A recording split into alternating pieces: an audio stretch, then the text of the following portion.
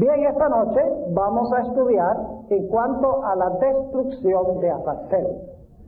Pero antes de entrar a nuestro estudio, queremos pedir la bendición de Dios, así que les invito a inclinar sus rostros conmigo para orar.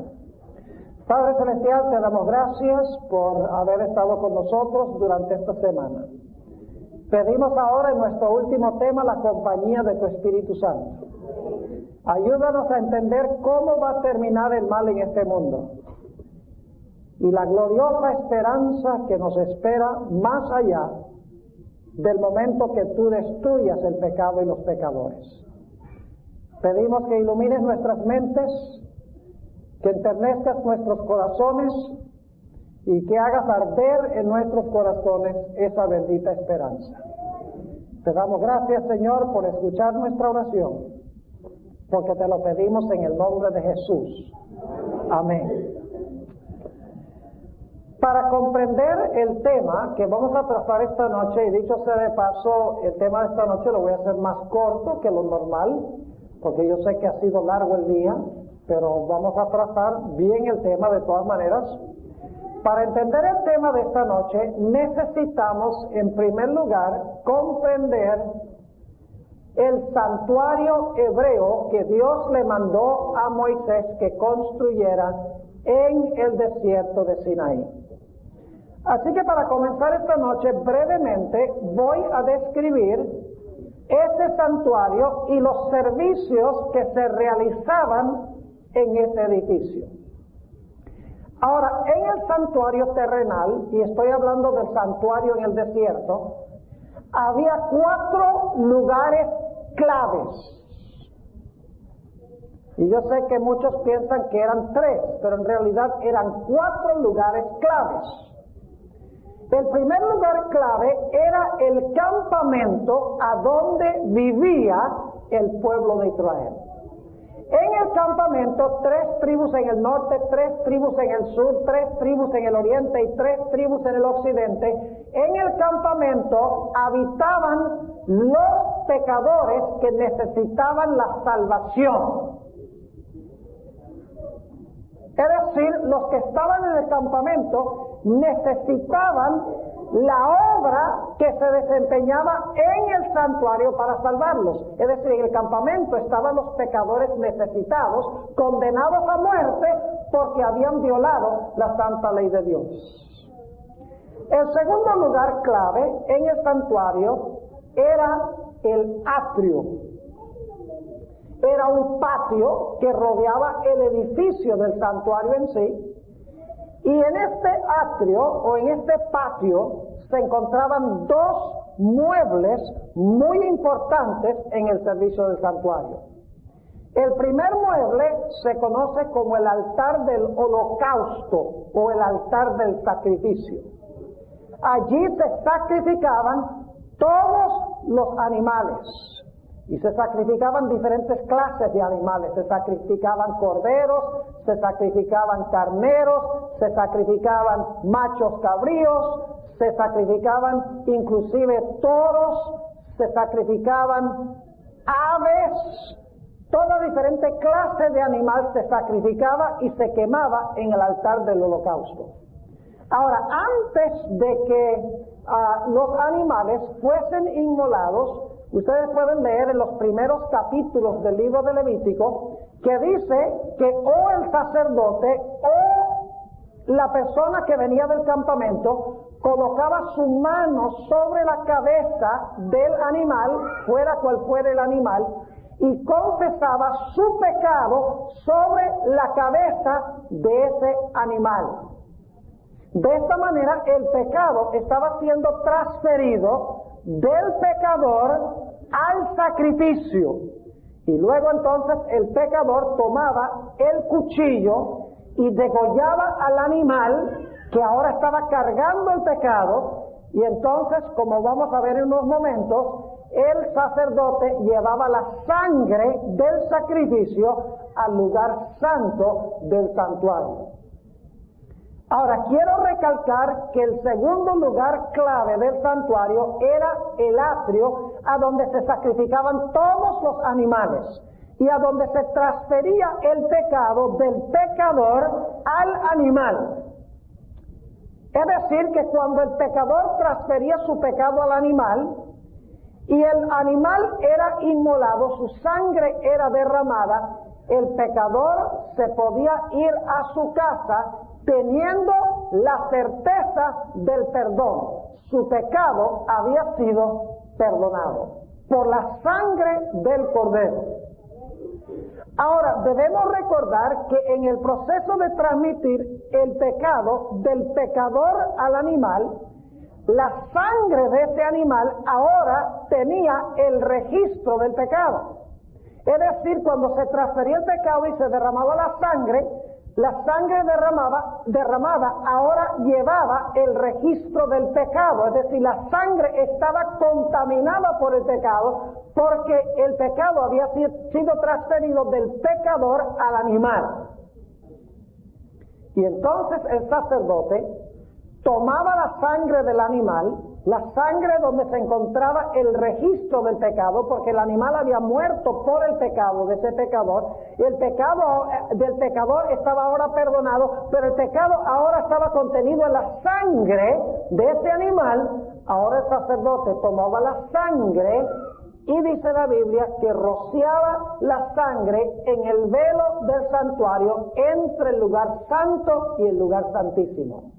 De esta manera, el pecado se estaba transfiriendo del pecador al sacrificio, al santuario. ¿Está claro?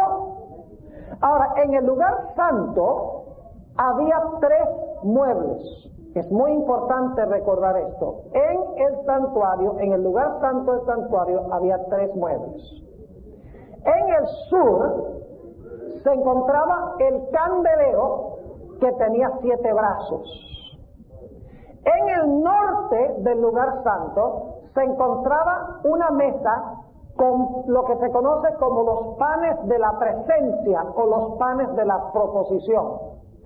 Y en el lado occidental del lugar santo, inmediatamente antes de pasar por la cortina que llevaba al lugar santísimo, se encontraba el altar de incienso, a donde se ofrecía incienso que según la Biblia representaba las oraciones de los santos.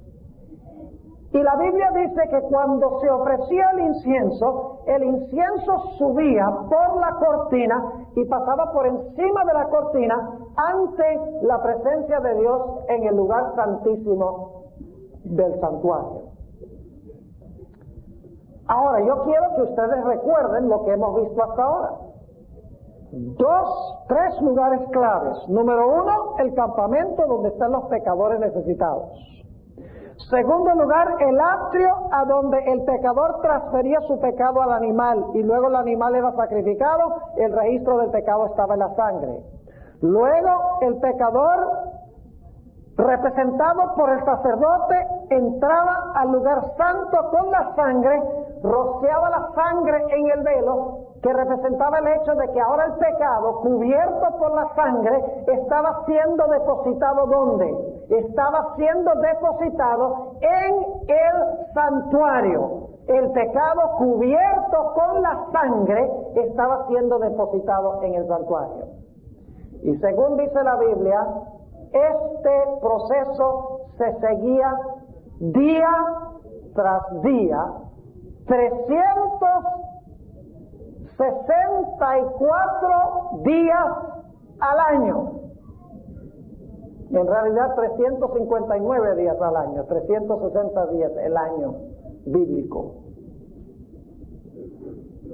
Ese último día del año se llevaba a cabo una ceremonia muy importante. Se conoce como el día de expiación.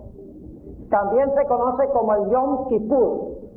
Aquellos de ustedes que han estado en Nueva York en el día de Yom Kippur saben que en realidad todo Nueva York se para en ese día. Los negocios se cierran, las escuelas se cierran, es como una fiesta sagrada en Nueva York. Todo se clausura en el gran Yom Kippur, el día de expiación. Ahora, en el día de expiación se realizaba una ceremonia supremamente importante. Todos los pecados que habían sido introducidos en el santuario en el transcurso del año, ahora eran sacados del santuario por el sumo sacerdote. Es decir, los pecados que habían ido del campamento al altar del holocausto, al lugar santo, y se habían depositado allí, en el día de la expiación, el sumo sacerdote tomaba esos pecados y ahora se dirigía en dirección contraria a lo que se dirigía todos los días del año. Es decir, los pecados ahora, en vez de entrar, ahora iban a hacer ¿qué cosa? Sacados del santuario. Es decir, el santuario iba a ser purificado de todos los pecados que habían entrado allí en el transcurso del año. Ahora hay un punto muy importante que necesito subrayar. Si ustedes leen Levítico 1 al 15, van a descubrir que las palabras pecado, maldades o maldad, iniquidad, se presentan en singular. Porque en Levítico 1 al 15 el énfasis recae sobre pecados individuales. Cada individuo lleva su pecado, su iniquidad, su transgresión, y estos pecados individuales son introducidos al santuario. Pero cuando ustedes leen Levítico 16, van a encontrar que esas palabras ya no se usan en singular, sino que se usan en plural. Dice que ahora el sumo sacerdote iba a purificar el santuario de las transgresiones, las iniquidades y los pecados del pueblo de Israel. Es decir, el enfoque diario era un enfoque sobre el pecado de los individuos entrando al santuario. El enfoque del día de expiación era que todo el cúmulo de los pecados de toda la congregación que habían entrado al santuario, ahora el sumo sacerdote los iba a sacar del santuario, iba a purificar el santuario del registro del pecado que había sido transferido allí. Es decir, en el servicio diario, los pecados entraban al santuario. En el servicio anual, esos pecados que habían entrado por medio de la sangre, ahora eran sacados por el sumo sacerdote del santuario, y el santuario era purificado. Ahora, algunas personas dicen: pastor, a mí no me gusta esa idea de que cuando el israelita era perdonado de su pecado, de todas maneras quedaba ese pecado registrado en el santuario. Entonces, ¿qué seguridad de salvación podía tener el israelita si su pecado sí había sido perdonado cuando el animal había muerto por él?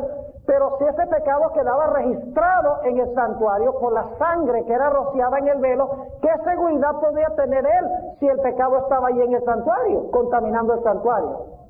Déjenme decirles que la mayor seguridad que el israelita podía tener era tener su pecado en el santuario, cubierto por la sangre. Porque los pecados que estaban en el santuario, sí, contaminaban el santuario, pero esos pecados habían sido lavados de la cuenta del pecador por la sangre. Es decir, los pecados habían entrado al santuario a través de la sangre. Lo peor que podía pasar con un israelita es que los pecados no hubiesen entrado al santuario por la sangre. Porque si los pecados no entraban al santuario, ¿estaban dónde? estaban sobre el pecador. Es decir, la mayor seguridad del pecador era tener sus pecados en el santuario cubiertos por la sangre del cordero o del animal que se había sacrificado. Porque esos pecados, aunque estaban registrados en el santuario, estaban cubiertos por la sangre del animal que había muerto por los pecados de Israel. Ahora, en el día de expiación se realizaba una ceremonia muy interesante. Se sacrificaba primero un macho cabrío, se derramaba la sangre de un macho cabrío. Y dice claramente en Levítico 16 que la muerte de ese macho cabrío expiaba los pecados del pueblo de Israel. Ahora, hay un punto muy importante que necesitamos entender. El día de expiación se realizaba ¿en qué apartamento del santuario? El día de expiación se realizaba en el lugar santísimo, el cuarto lugar clave del santuario, en el lugar santísimo del santuario. Ahí donde se encontraba el arca representando el trono de Dios, donde se encontraba la ley, la norma del juicio, con que se compara las vidas de la gente, se encontraba en el lugar santísimo.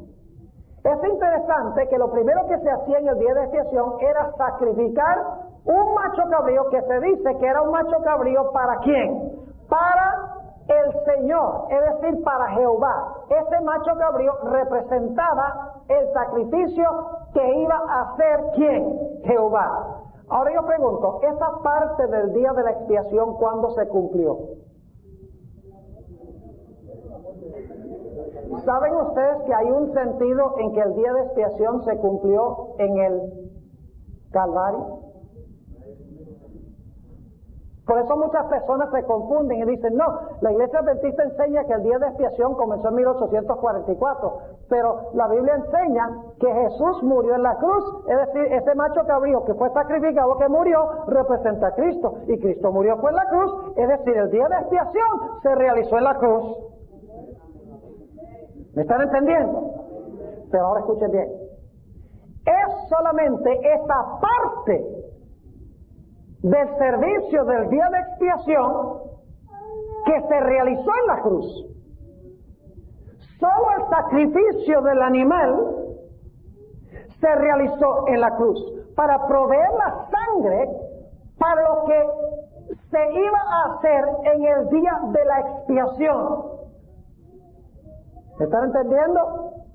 Es decir, que el día de la expiación, en su cumplimiento final, tiene dos etapas. La primera etapa es que Cristo derramó su sangre en la cruz del Calvario para que nuestros pecados que han sido introducidos en el santuario puedan ser ¿qué? Puedan ser sacados. Pero no son sacados en el momento que muere. Cuando muere provee la sangre. Pero es más adelante, después de 1844, que esa sangre Cristo la presenta para purificar los pecados del santuario y para sacarlos del santuario. ¿Me estoy explicando o no? Es decir, el sacrificio del día de la expiación representa el sacrificio de Cristo. Pero el proceso del juicio en sí, de sacar los pecados a través de la sangre, representa una obra que empieza Jesús después del año 1844. Y luego, estoy sencillamente repasando lo que muchos de ustedes conocen.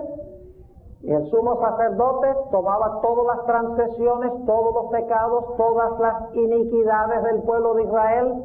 Dice la Biblia que traía toda esa carga sobre sí mismo y purificaba el santuario por virtud de su sangre que había sido derramada, y trae todos esos pecados y los coloca ¿dónde?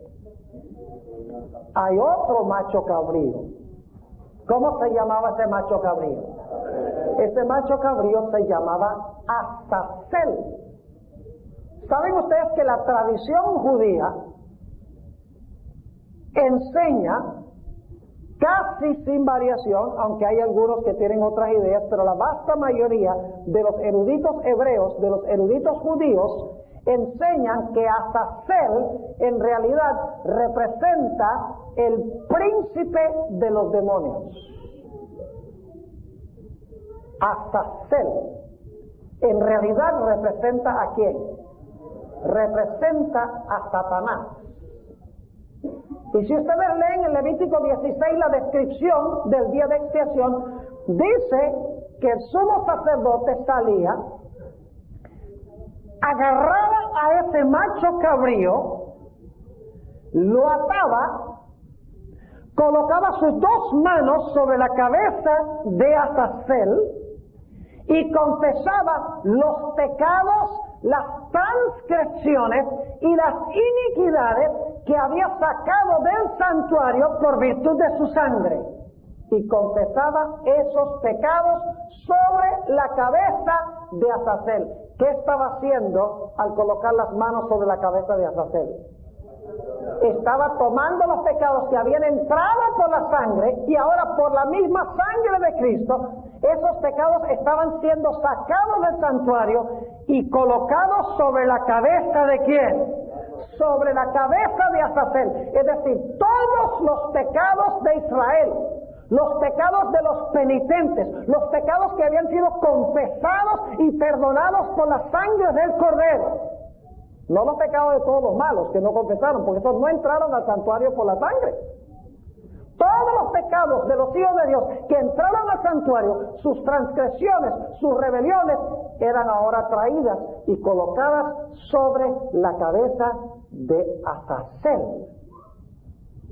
Y luego dice ahí en Levítico el capítulo 16 que Azazel era tomado y era llevado ¿a dónde? Era llevado al desierto y dice Levítico 16 a una tierra no habitada. ¿Me están siguiendo o no? Es decir, el macho cabrío era desterrado al desierto, a una tierra desértica donde no había habitantes. Y luego si ustedes leen algunos libros, por ejemplo el primer libro de Enoc, que no es un libro de la Biblia, es uno de los apócrifos, pero nos ayuda a entender cómo los judíos comprendían este asunto del servicio de Azazel. Dicen allí que Dios lo primero que hace con Azazel es echarlo al desierto, a las tinieblas, esperando hasta que venga el día del juicio, cuando lo va a echar en el fuego. Es decir, parte de la idea era que después que Azazel iba a la oscuridad del desierto, a tierra no habitada, después de eso era consumido y quemado por fuego que venía de Dios. Y entonces todos los pecados del pueblo de Israel quedaban ¿qué cosa? Quedaban completamente purificados por el fuego. Y Dios tenía, después del día de expiación, un campamento limpio de todos los pecados que se habían cometido en el año. Porque Azazel los llevó, fue consumido y los pecados se desvanecieron. Ahora, ¿por qué razón dio Dios este servicio tan extraordinario? Porque en realidad, mis hermanos y mis hermanas, este servicio del santuario ilustra la obra de Jesús desde el momento de su encarnación hasta que finalmente se arranque el pecado del universo. ¿Saben ustedes que el libro de Apocalipsis sigue el mismo orden del santuario? Muchos adventistas no saben esto.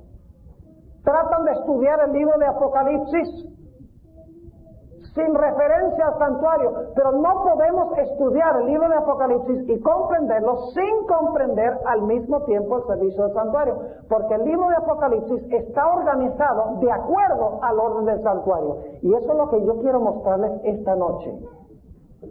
Vayan conmigo a Apocalipsis, el capítulo 1, Apocalipsis, el capítulo 1 y el versículo 5.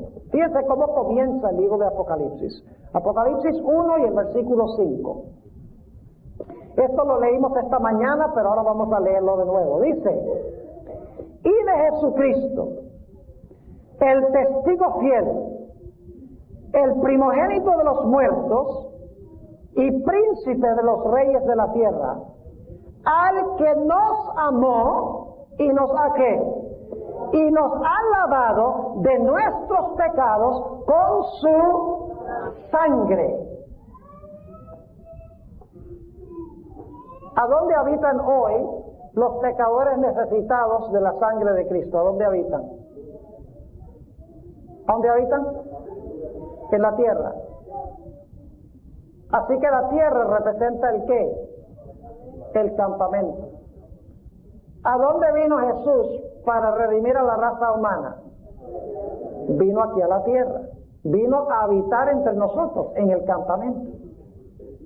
Y luego tenemos el altar del sacrificio, a donde el pecador se le lavaban sus pecados, es decir, que era reconocido como inocente delante de Dios, porque ahora el pecado había sido transferido al animal. Eso es lo que dice Apocalipsis 1:5. Dice, nos lavó de nuestros ¿qué? Pecados. Y luego, ¿qué hace Jesús? Después de su muerte en la cruz del Calvario, que es representado por el altar del sacrificio, ¿a dónde va Jesús? ¿A dónde está en Apocalipsis 1 al 3 Jesús? ¿Caminando dónde? Entre los 7 candeleros. En Apocalipsis 4 al 7, Jesús está en la mesa de los panes. Lo pueden leer ahí. Hay varias referencias a pan en la serie de los sellos.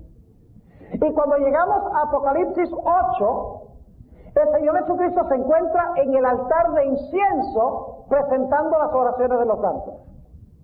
¿En qué apartamento está Jesús? El Señor Jesucristo está en el lugar ¿qué? En el lugar santo. ¿Y qué está haciendo en el lugar santo?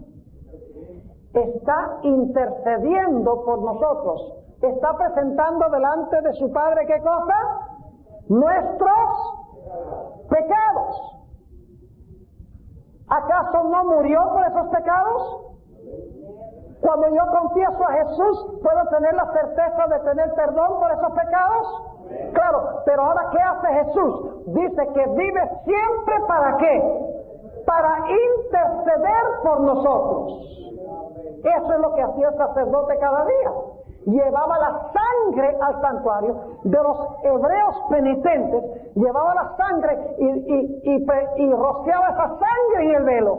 Representa el hecho de que cuando yo me arrepiento, cuando confieso mi pecado, el Señor Jesucristo ahora, en virtud de su muerte en la cruz del Calvario, se presenta delante de su Padre y dice: Padre, el pastor Bord pecó de esta forma, pero se ha arrepentido, confesó su pecado, y ahora, Padre, mi sangre, mi sangre, mi sangre.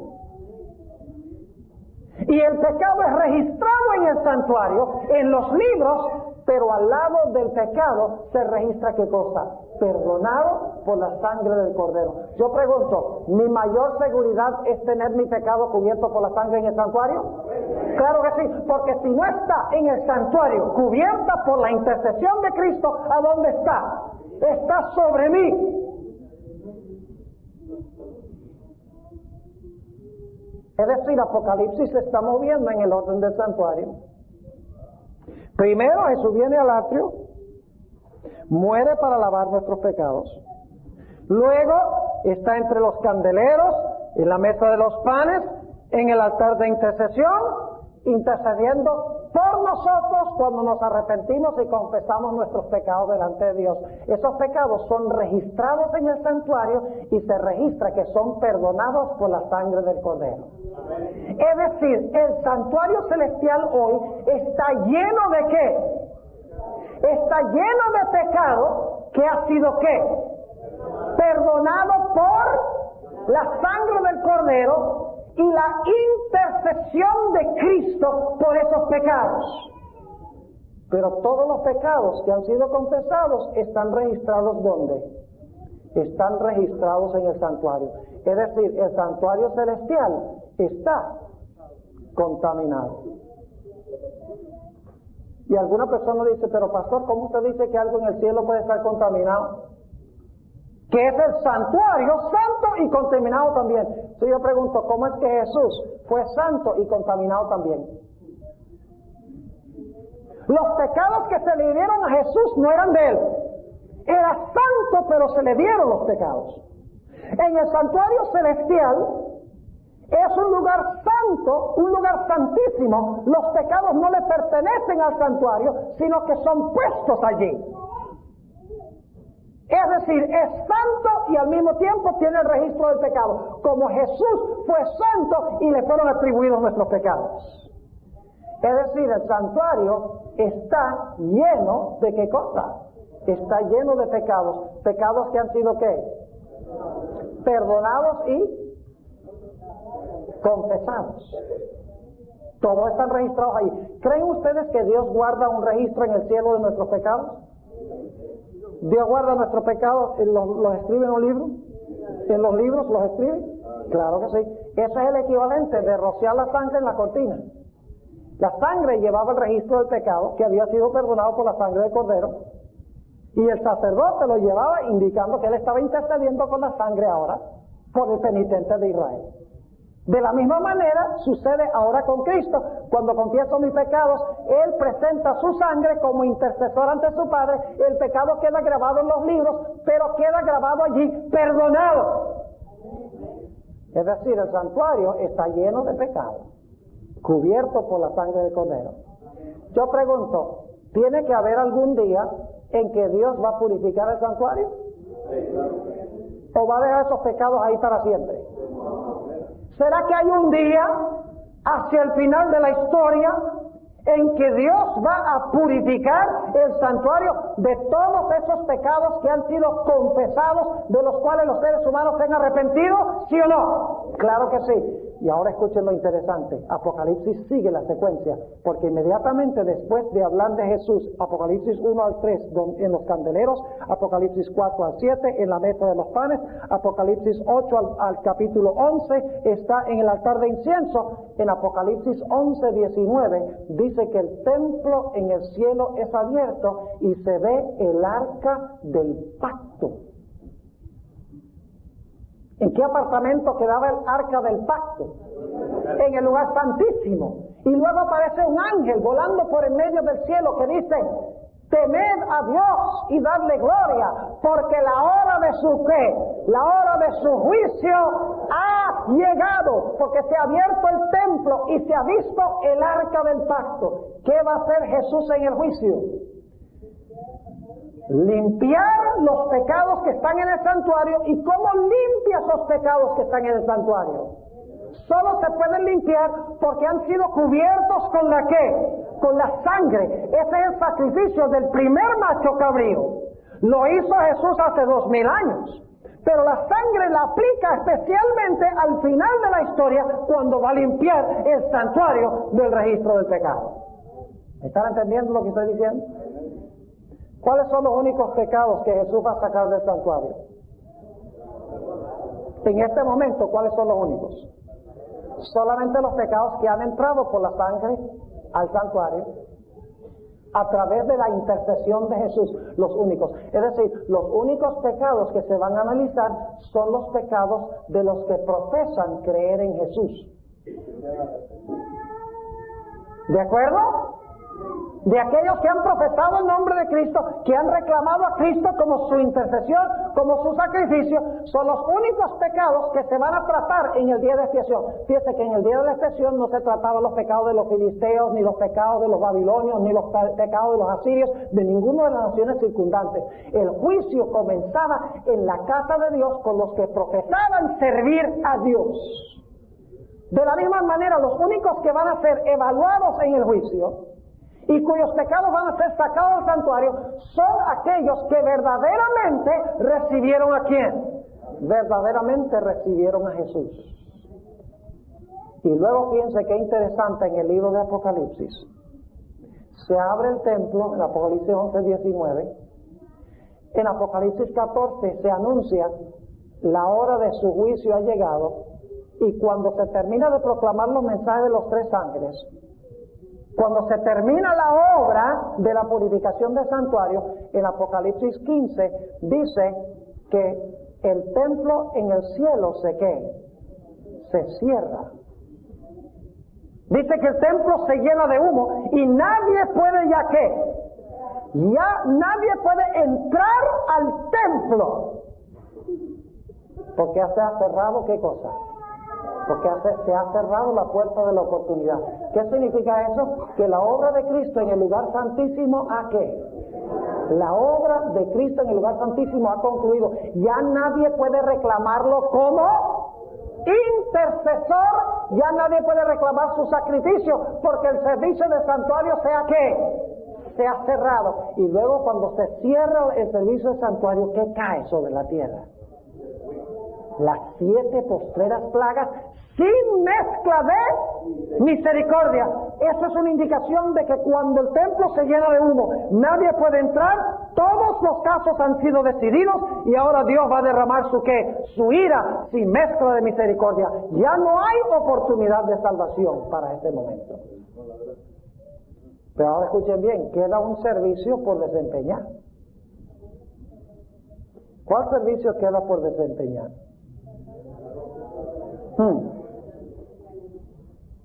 Fíjense cómo el santuario ilustra esto. ¿Qué hacía el sumo sacerdote después de haber limpiado los pecados del pueblo? Tomaba los pecados del pueblo sobre sí, purificados por su sangre, venía a la puerta del lugar santo afuera, en el atrio, a donde se encontraba el macho cabrío Azazel, y confesaba todos los pecados, las transgresiones y las rebeliones de Israel sobre la cabeza del macho cabrío Azazel. Yo pregunto, ¿qué representa el macho cabrío Azazel? Escuchen bien, en Apocalipsis 20, después de caer las 7 postreras plagas, habla de un personaje que se llama la serpiente antigua, el diablo y Satanás, y hay un personaje, un ángel poderoso que desciende del cielo y tiene una ¿qué? Tiene una gran cadena en su mano. ¿Y a quién va a prender y encadenar? Va a prender y encadenar a Satanás. ¿Y en qué condición va a estar la tierra? La tierra va a estar desordenada y vacía como un desierto. ¿Y cuántos habitantes va a haber en el planeta Tierra? No habrá ningún habitante. Yo pregunto, ¿está Satanás cumpliendo el papel de Azazel en el servicio del santuario en Apocalipsis 20? ¡Claro que sí! Ahora yo quiero compartir con ustedes algo muy interesante. La iglesia adventista es la única iglesia en el mundo que puede explicar la respuesta a una pregunta, y siempre que le he hecho esta pregunta a gente de otras iglesias, quedan pero completamente fuera de onda. Yo les pregunto, cuando la Biblia dice que la paga del pecado es la muerte, ¿a cuál muerte se está refiriendo? ¿A la muerte física o a la muerte segunda? ¿Cuál es nuestra paga por el pecado? La muerte eterna, ¿sí o no? La segunda muerte, la muerte, la separación eterna de Dios, la muerte de la cual no habrá resurrección. Yo pregunto, ¿Jesús sufrió la muerte segunda? ¿No?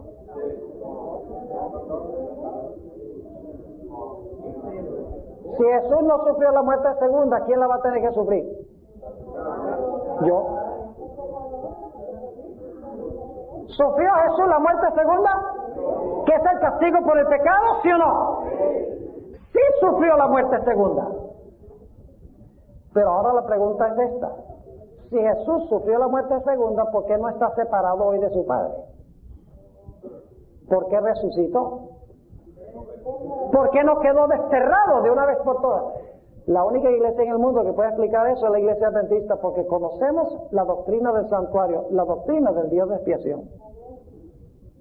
La razón por la cual Jesús no quedó eternamente separado de su Padre es porque últimamente todos esos pecados que separaron a Jesús de su Padre en la cruz del Calvario van a ser colocados sobre la cabeza de Satanás, y Satanás sufrirá el destierro y la muerte segunda por todos los pecados por los cuales murió Jesús. Es decir, Jesús no merecía. ¿Quién merecía en realidad sufrir la muerte segunda? Satanás. Y fíjense, ¿cuáles son los únicos pecados que son colocados sobre Satanás? ¿Cuáles son los únicos?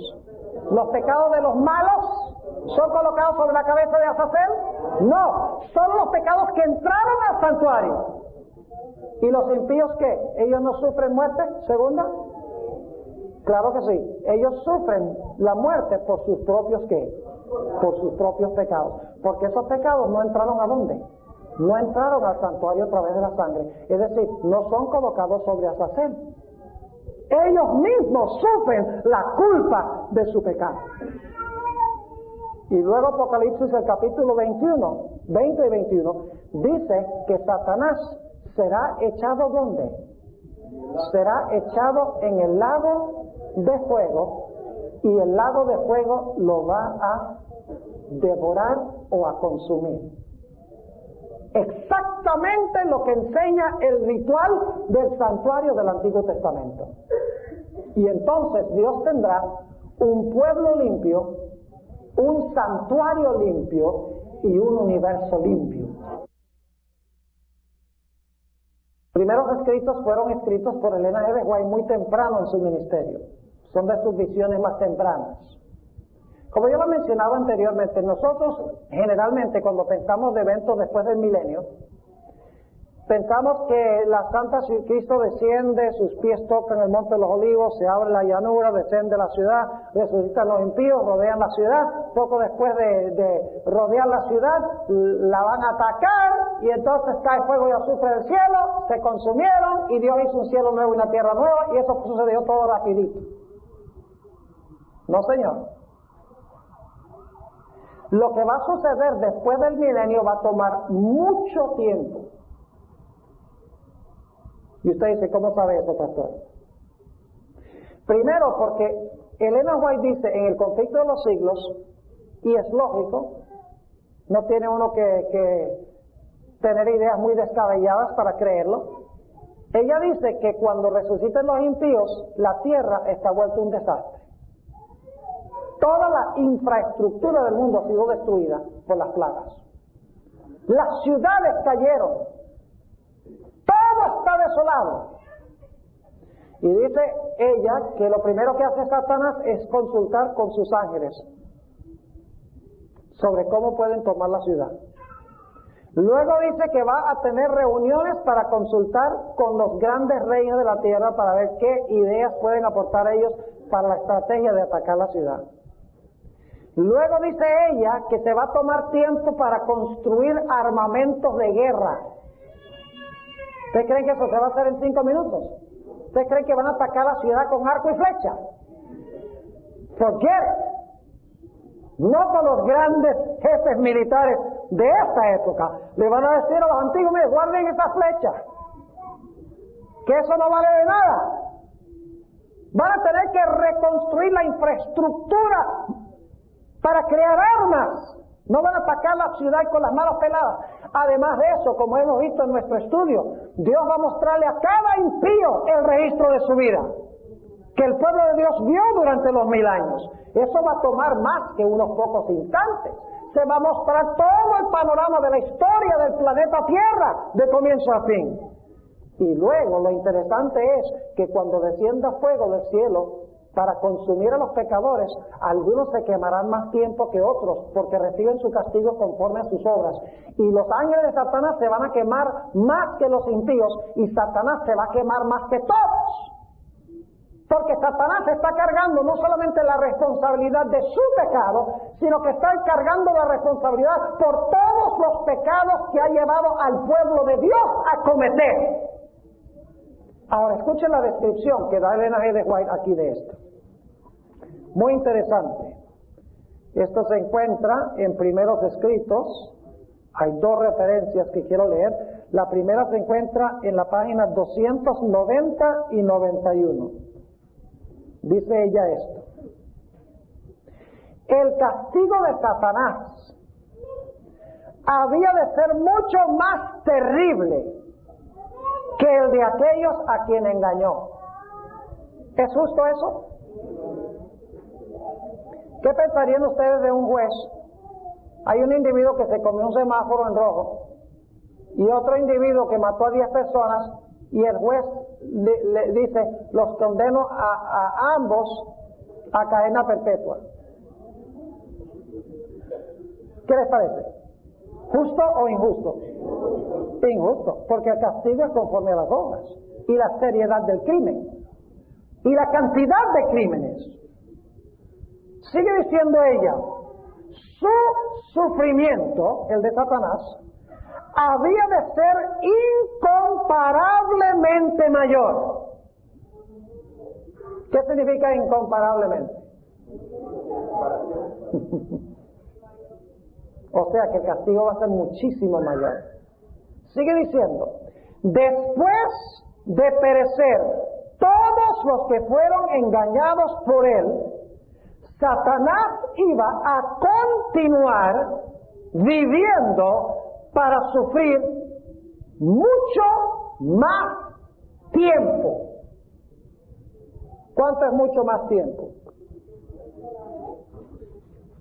En otras partes, Elena G. de White dice que Satanás tendría que sufrir muchos días más que los impíos. Ahora, una cita más, la que encontramos en la página 294 y 95 de Primeros Escritos. Dice ella: Satanás y sus ángeles sufrieron largo tiempo.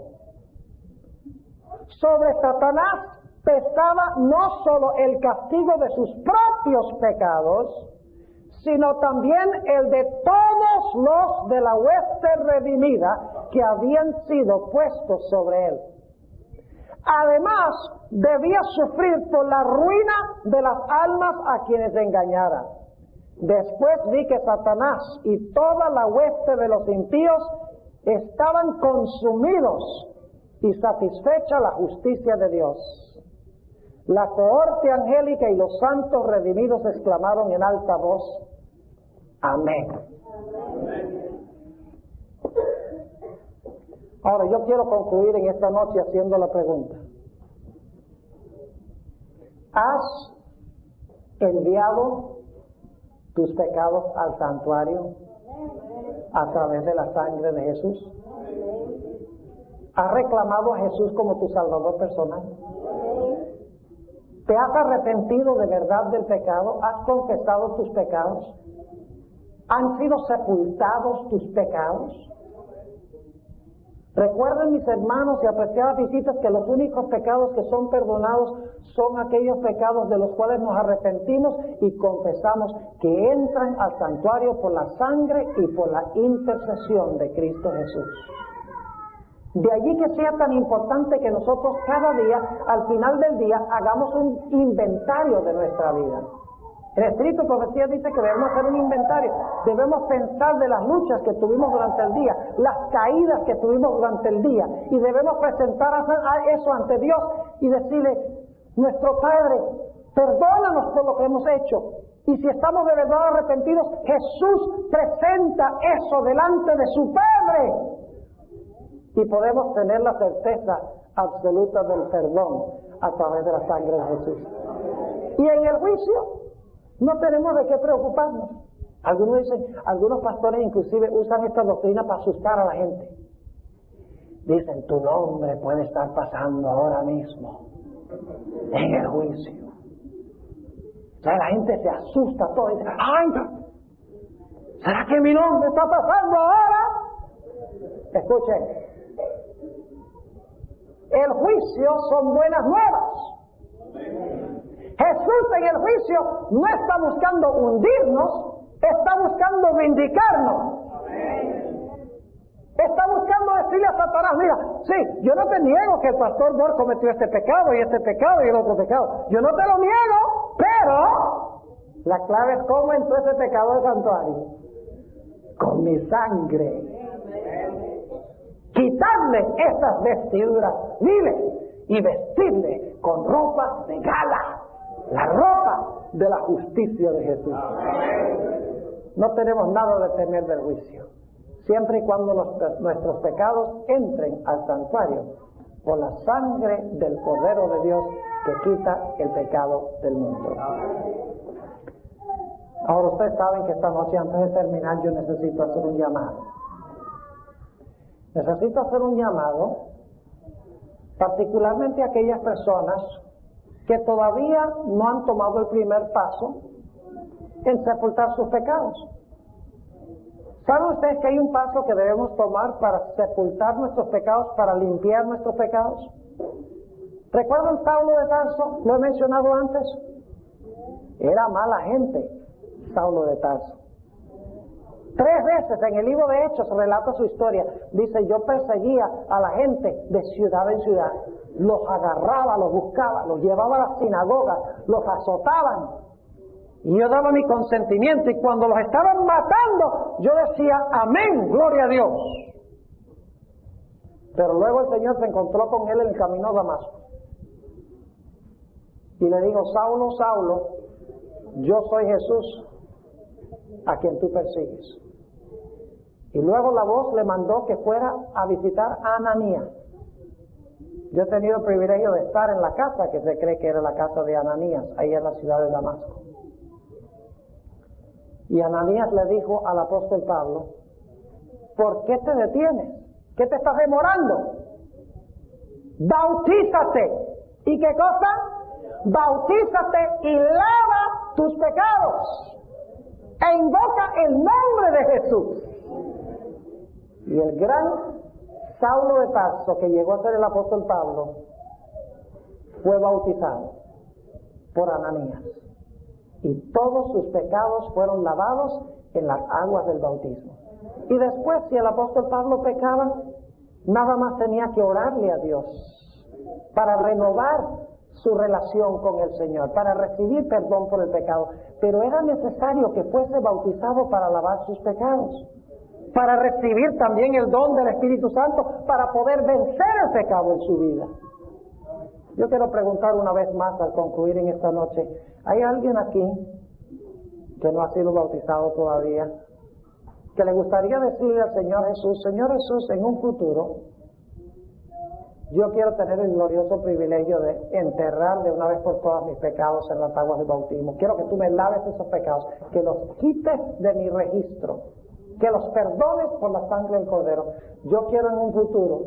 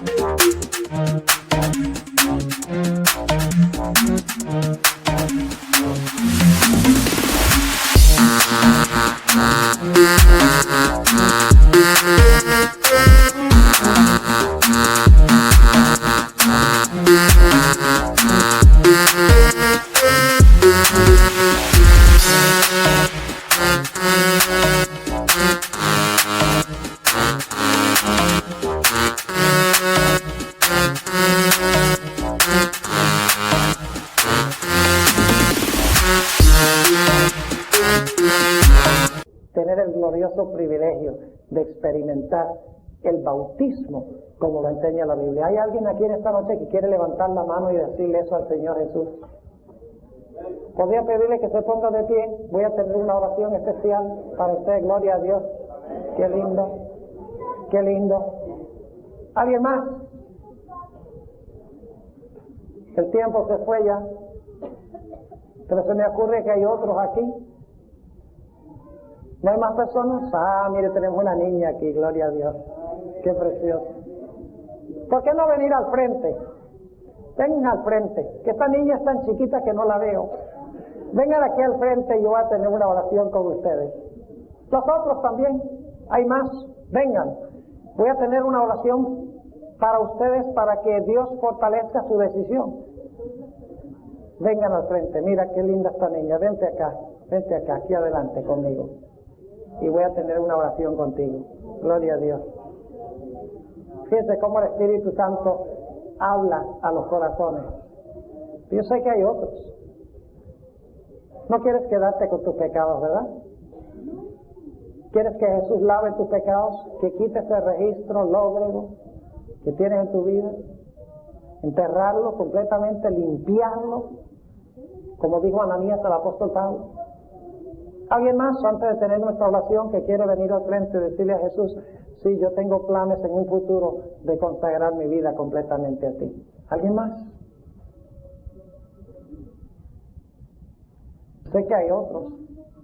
Es nuestra última reunión. No sé si Dios te vaya a hacer otro llamado después de esta noche. Puede ser la última vez que escuches su voz. Por eso siento una urgencia ahora de que hay personas aquí que deberían venir al frente que no han venido al frente. ¿Alguien más? Gloria a Dios. Gloria al Señor. Leticia, usted sabe que la Biblia dice: fuérzalos a entrar. Gloria a Dios. Gloria a Dios. Tenemos otra alma preciosa aquí. Y el Señor está rompiendo el hielo. Ese hielo frío que Satanás pone en los corazones. Porque hay dos poderes aquí ahorita luchando. Uno dice: decídete, el otro dice: no te decidas. La gran controversia se está peleando aquí ahora mismo. ¿Alguien más? No sé si Wendy está preparada para cantar un himno. Yo creo que yo no le avisé, pero podríamos escuchar un himno de Wendy. Y mientras escuchan el himno, si hay alguien más aquí que quiere responder al...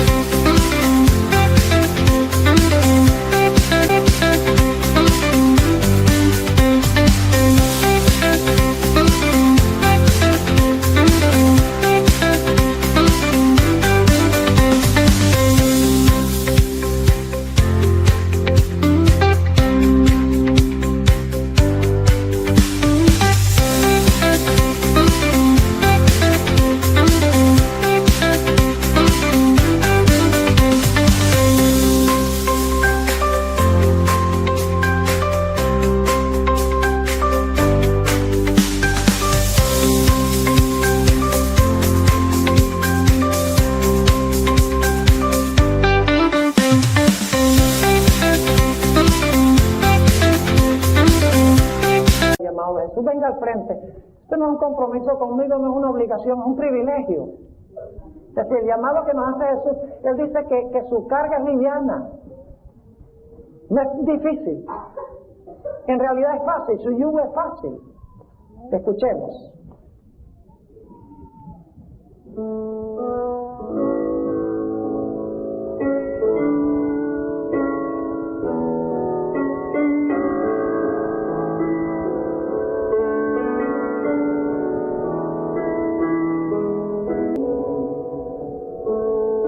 Pocos instantes voy a tener nuestra oración final para clausurar esta semana, pero antes de hacerlo quiero preguntar una vez más, solo en pocos instantes: ¿hay alguien más que quiere decirle sí a Jesús en esta noche? ¿Quiere venir al frente antes de que yo tenga esta oración de bendición para los que han venido al frente? Bien, vamos a tener una palabra de oración. Si durante la oración todavía quieres colocarte de pie donde estás, hazlo. No dejes pasar esta oportunidad que el Señor te está concediendo. Oremos. Padre Celestial, te damos gracias por la forma en que te has manifestado esta noche. Te damos gracias porque a través de Cristo tenemos la gloriosa esperanza de la vida eterna. Te doy gracias por estas personas que han venido al frente. Tú has obrado sobre las mentes de ellos, les has invitado a venir. Te doy gracias porque han respondido. Te pido, Señor, que muy pronto puedan consolidar y concretar esta decisión en las aguas del bautismo. Yo sé que hay otros aquí en esta noche, Señor, que saben que deben ser bautizados, como dice la Biblia, por inmersión, sepultados debajo de las aguas. Te ruego, Señor, que en este momento tu Santo Espíritu hable directamente a sus corazones. Y, Señor, en este momento que puedan colocarse de pie en respuesta a tu llamado. Si hay alguien más, te pido que los impresiones para que lo hagan ahora, porque en unos instantes puede ser demasiado tarde. Te damos gracias.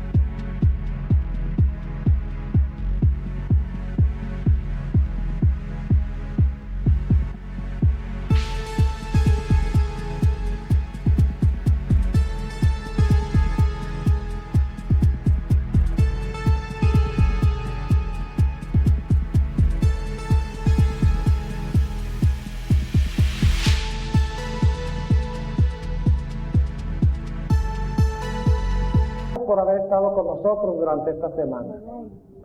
Pedimos, Señor, que nos bendigas en la semana que entra. Ayúdanos a que nuestras vidas sean diferentes. Transfórmanos. Enamóranos de tu palabra. Enséñanos cada día a orar. Y danos esa pasión de testificar a otros en cuanto a Jesús. Gracias, Señor, por el privilegio de la oración.